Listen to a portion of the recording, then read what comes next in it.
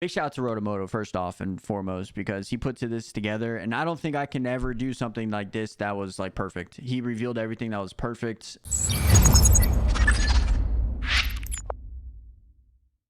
Super Motocross World Championship 2023 was announced today in LA, the LA Coliseum. With that being said, we still had some great information from everybody that was involved.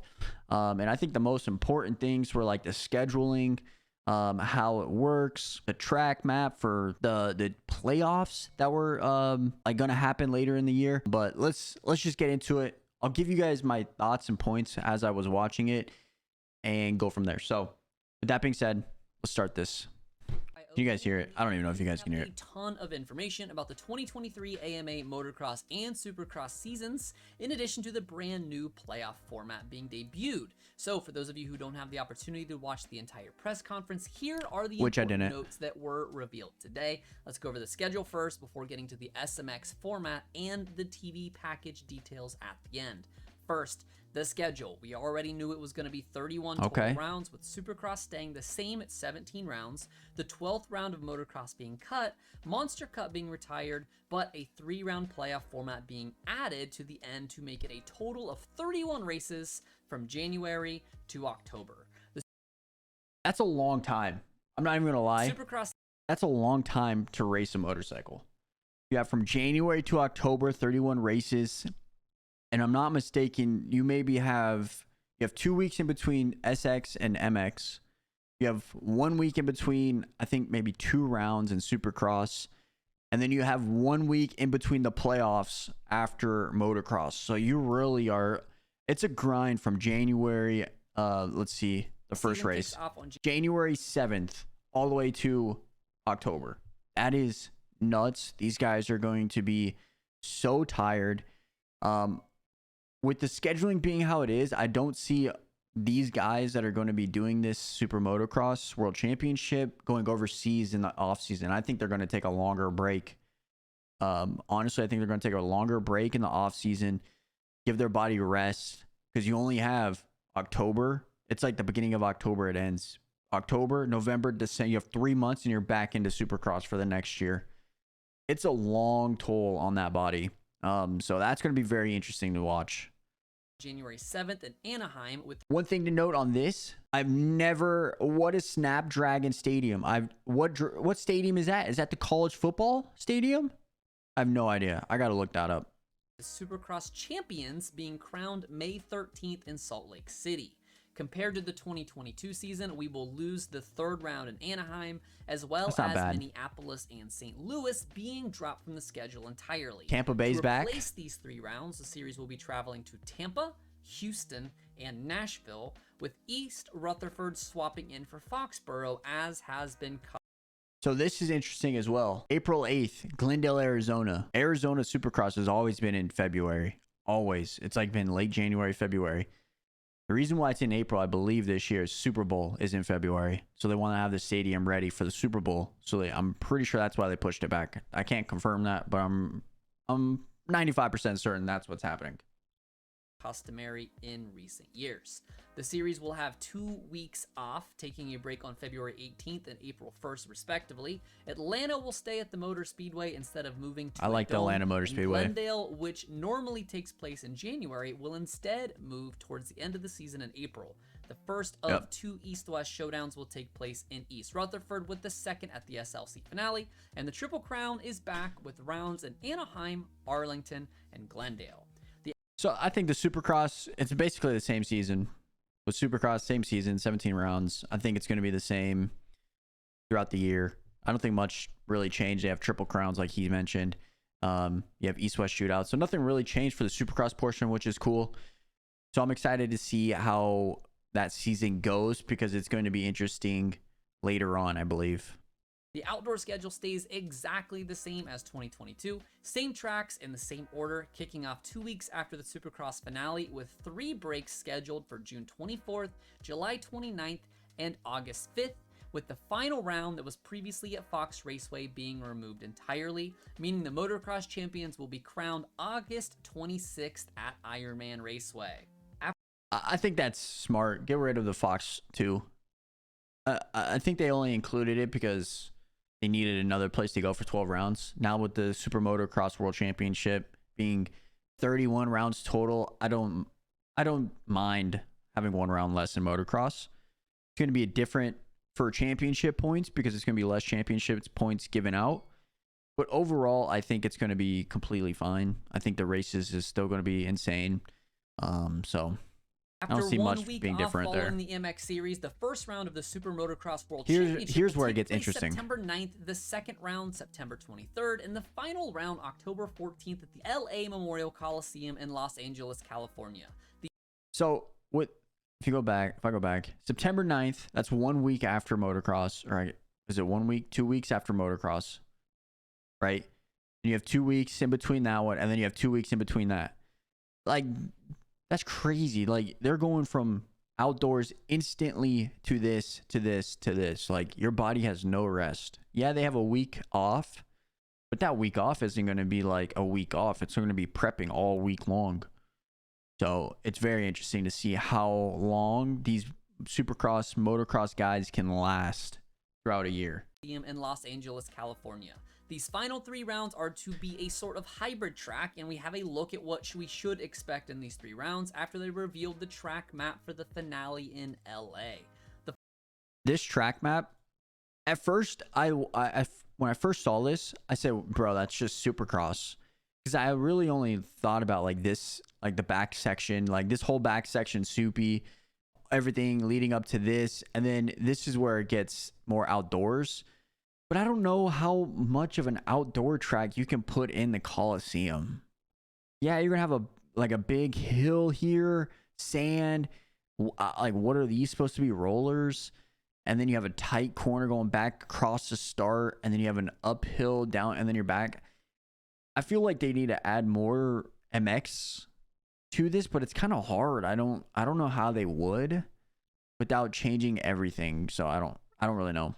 I mean, the track looks fun. I mean, it's gonna be interesting to maybe play it on like a video game, but it's gonna be interesting to watch too because I don't know how well are they gonna prep the track like a motocross track right here? Like, how are they gonna do that? You know, I think it's gonna be interesting. For the finale in LA. The format for what they are calling the playoff gets a little more clarity. The top 20 total combined points in Supercross and MX, ignoring coasts, are automatically qualified for each class's final 3 race showdown. That's pretty. 21st through 30th place riders will race a last chance qualifier at each round to fill those last 2 spots at the gate.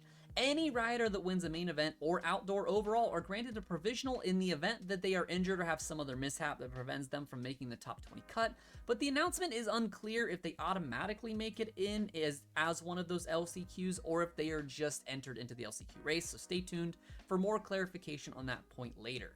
That's where I thought it was interesting because at first I thought it's going to be 30 riders on the gate. Like, that's what I initially thought. It was going to be 30 riders on the gate. So I really thought it was going to be 30 riders on a gate.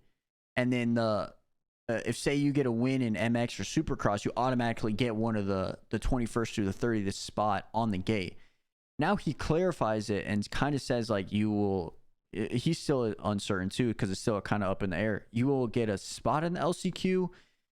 If you automatically win, do you get in and then you only have one LCQ spot available? Like, kind of like iffy. So that's where I just don't know. Like, I think 30 spots would be better, to be honest. I really do think 30 spots because if it's a hybrid, it's going to be more spaced out.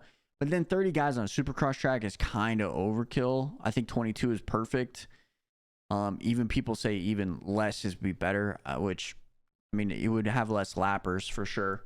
So this is where it gets kind of iffy. I don't, like he said, it's kind of up in the air and he's still going to have some more information later on. Make it in as one of those LCQs or if they are just entered into the LCQ race, so stay tuned for more clarification on that point later.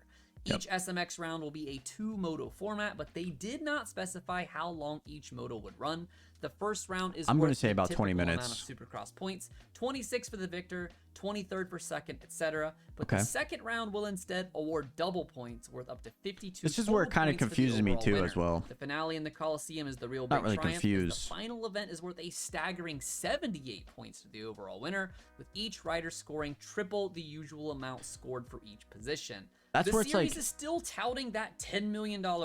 that's where it was like kind of interesting to me that they're like tripling the points in the last. So if you did a horrible first round and you win the last round, you get triple the amount of points, which then could push you past someone that would maybe got a horrible third round and did all right for the first two. You know what I mean? And that's going to be very interesting to how that point calculation comes out to. Definitely interesting, and to see how it plays a factor and how people are going to strategically race these races.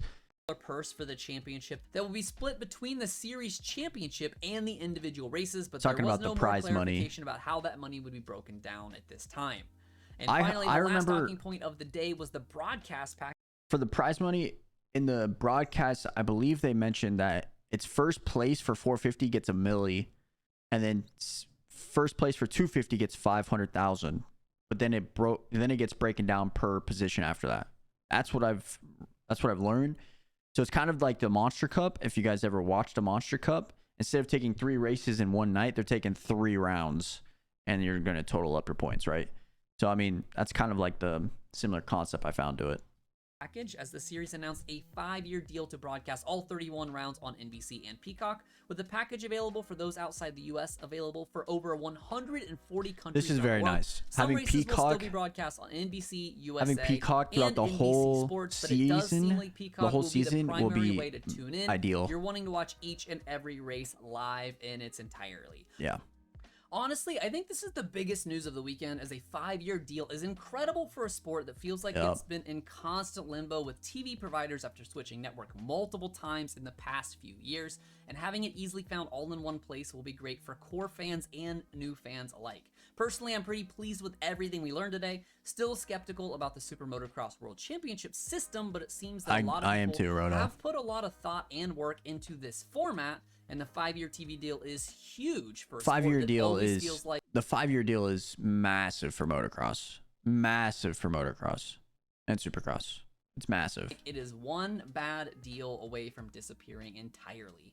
They did seem to keep making a big deal and using the word playoff over and over, and although I do think a playoff does make the series seem more prestigious for TV deals and to casual fans, I just don't think motorsports really needs that type of format. Let me know in the comments if you're excited for the shakeup in the format, or if you would prefer to stick with the tried and true that we are used to. And I like the whole thing going throughout I like the whole motocross, supercross combining, having a playoffs. I mean, every professional sports kind of has a playoff system. I think having your own playoff system for motocross works well. Kind of had a mini playoff with Monster Cup, but having it work out like this, I think is ideal. I think it's going to be a lot of different people having the opportunity to win the championship for those 3 rounds. A lot of different people. One thing to note is if you race 2 different classes, so I learned this in the press conference, if you race, say you race a 252 or 250 for supercross, 450 for outdoors, like for example what Jet's going to do. Jet will, if he makes, say he wins the championship at supercross and then he goes in the outdoors and then he gets top 10 in the outdoor season. I think it's top 10 or top 20, right? Top 20 guys total. But say he gets 3rd in the championship. He's going to have the opportunity to pick between 250 or 450 to ride in the playoffs. So that's going to be interesting to see how he does that. Would he have a better chance at 450 Supercross World Championship in a milli, or would he go back down to the 250, try to get the 500,000? That should be interesting to play out. That's only the other thing that I saw regarding this, how I thought that it could play a factor. But I'm excited. Let me know if you guys are excited. Supercross, motocross have one championship. I mean, I think everybody's been kind of wanting this for a while, so having it finally happen is very, very interesting.